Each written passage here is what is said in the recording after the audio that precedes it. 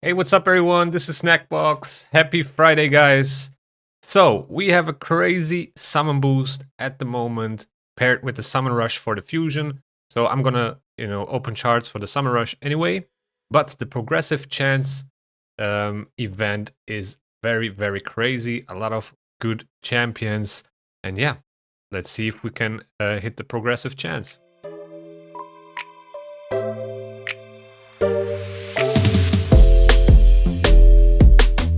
Alright, so let's take a look at the summon rush. At first, the 25 fragments sit at 3000 points as usual, which is equivalent to 6 sacred shards as expected. No crazy other rewards, just the usual. Now, in terms of the progressive chance event, we have some very, very solid champions in here. We have Armance, we have Fabian, we have this new guy, which I don't know actually if he's good or not, but seems like he has a speed aura, but I haven't seen much testing about him, so I don't really know what to think about him. But Pedric, very solid ally attacker. Most Fire Knight 10 teams use this champion, also very good for Hydra. And Prisma, which we actually pulled recently, also Armance. Then in terms of epics, also very solid ones. Deacon, very good. Stag Knight, one of the OG, maybe one of the best epic support debuffer champions out there. And Ugo, also very solid. Then for the Void champions, it continues with awesome champions. Queen of Hearts turned out to be one of the best champions for Go Second teams. You can't really buff if you have the Queen of Hearts on the enemy team. She will just cut in, strip all the buffs, ally attack, plays decreased defense with her A1. So overall, just amazing.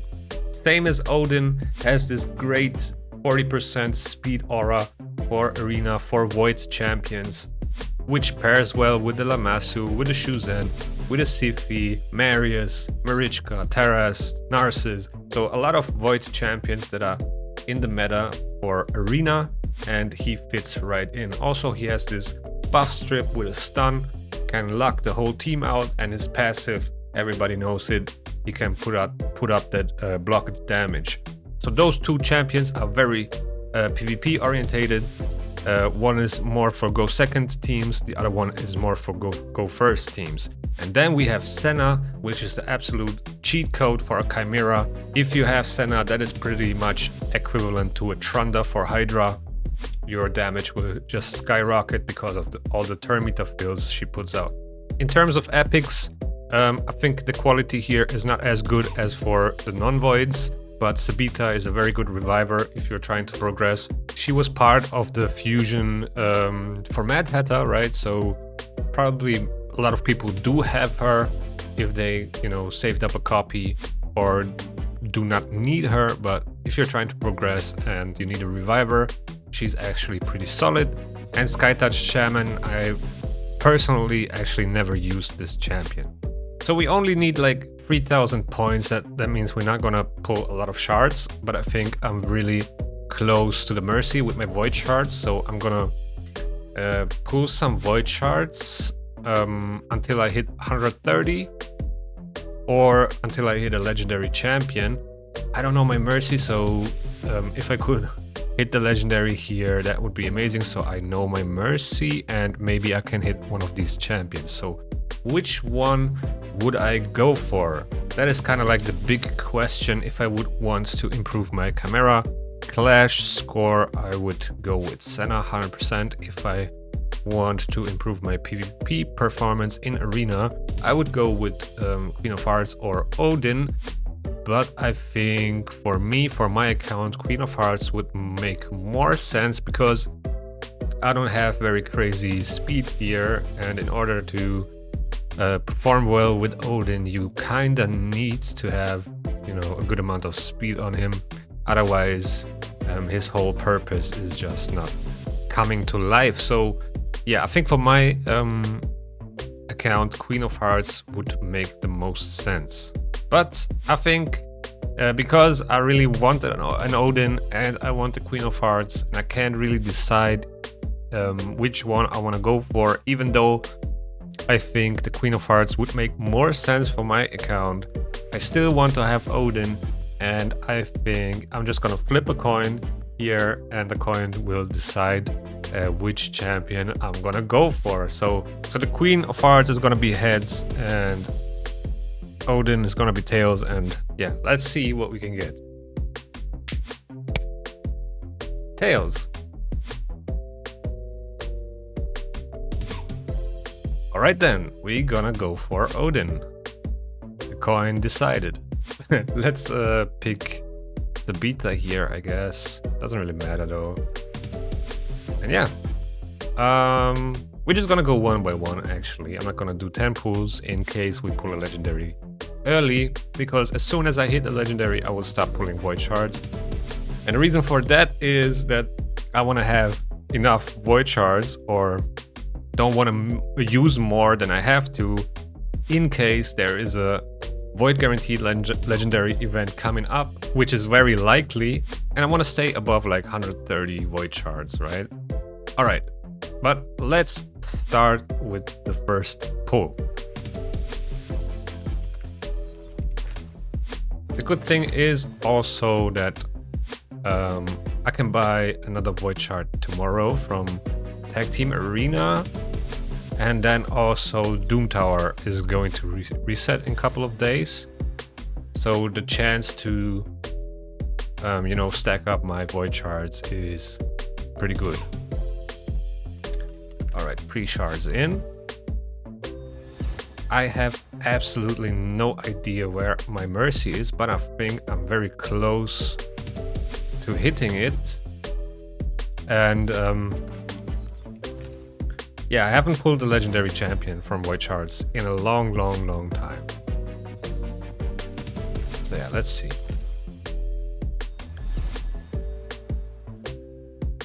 It might also be the case that I'm fooling myself here, that I'm not that close as I think I am, but I'm very sure I am. So let's see, all rares so far. Only 5 more void shards, come on. Let's hit that gold. Come on. Harvester. Never used that champion. All rares, not one epic so far. That's amazing. Come on. Oh man. 3 more void shards. And the magic one. Come on. Ah, still no gold. Cold hard.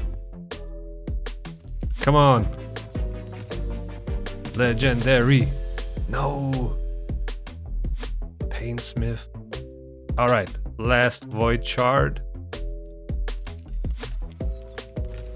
And it's another rare. Oh man, what a disappointment. Not one epic, not one legendary. So that leaves us with 1500 points, and that means I need 3 more sacred shards for the fragments, right? Yeah, so 500 points per sacred shard.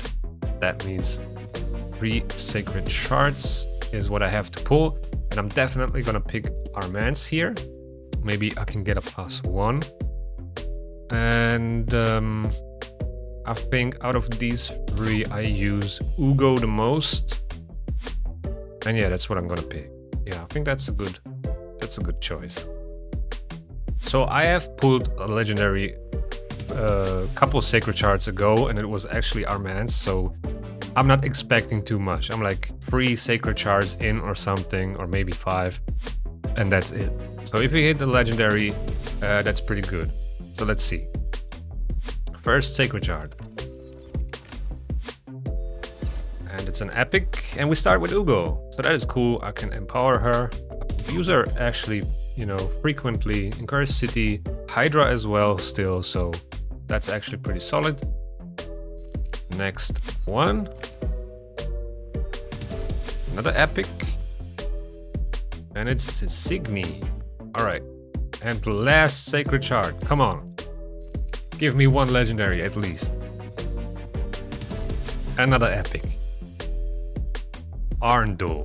Alright. So unfortunately, no legendary for me. But that's fine with the chances, you know, no 2x or whatsoever.